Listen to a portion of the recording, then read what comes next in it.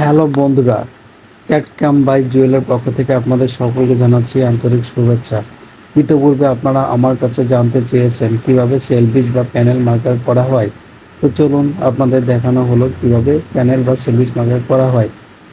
এই জন্য আপনাদের সর্বপ্রথম যে জিনিসটি মনে রাখতে হবে যে ফেব্রিকের ওয়ে আছে কি না। যদি ফেব্রিকের ওয়ে না থাকে তাহলে ব্যাগ ও ফ্রন্ট পার্ট মুখোমুখি দিয়ে এভাবে করা যাবে। আর যদি ওয়ে থাকে সেক্ষেত্রে ফ্রন্ট পার্ট ও ব্যাক পার্ট যেদিকে আছে একই দিকে মুখ রাখতে হবে। ঠিক আছে। সো প্রথমে আমরা ব্যাক পার্ট এবং ব্যাক পার্টের পরে ইয়োক কলারগুলো রেখে তারপর ফ্রন্ট পার্টটি মুখোমুখি করে দিয়ে স্লিভ, তারপর স্লিভের অন্যান্য যে পার্টগুলো আছে সেগুলোকে দিয়ে যে যে ফেব্রিকে ওয়ে নেই সেক্ষেত্রে এভাবে করতে পারবো।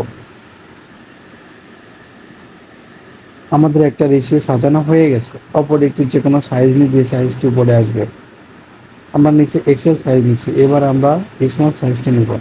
প্রথমে স্লিপগুলোকে সাজাচ্ছি এবং স্লিভের পরে কি আছে, ফ্রন্ট পার্ট আছে। এবার আমরা দেখবো আমাদের ফ্রন্ট পার্টটি আসে কিনা।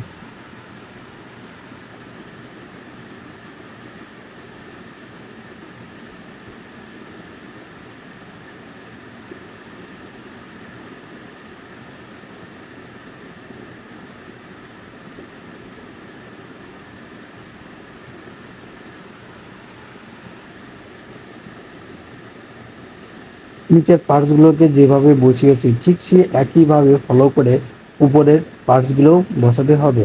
আমাদের মনে রাখতে হবে আমরা যে মার্কারটি করছি এতে কোনো ওয়ে নেই, এই জন্য আমরা ফ্রন্ট ও ব্যাক পার্ট মুখোমুখিভাবে সাজাতে পারছি। যদি ওয়ে থাকতো তাহলে ব্যাক পার্টের সামনে ফ্রন্ট পার্ট এবং তারপরে কলার ব্যান্ড দিয়ে তারপরে আমরা স্লিভ এবং কাপ সাজাতে হতো। সো যেহেতু আমাদের ওয়ে নেই সেজন্য আমরা ব্যাক এবং ফ্রন্ট পার্ট মুখোমুখি দিয়ে এই নিয়মে প্যানেল মার্কার করতে পারবো। প্যানেল মার্কার সবসময়ের জন্য 2 পিস, 4 পিস অথবা 6 পিসের হয়ে থাকে। আমার এই ভিডিওটি শুধুমাত্র বিগিনারদের জন্য, যারা একেবারেই মার্কার সম্পর্কে বেসিক ভালো কোনো ধারণা নেই তাদের জন্য এই মার্কারটি।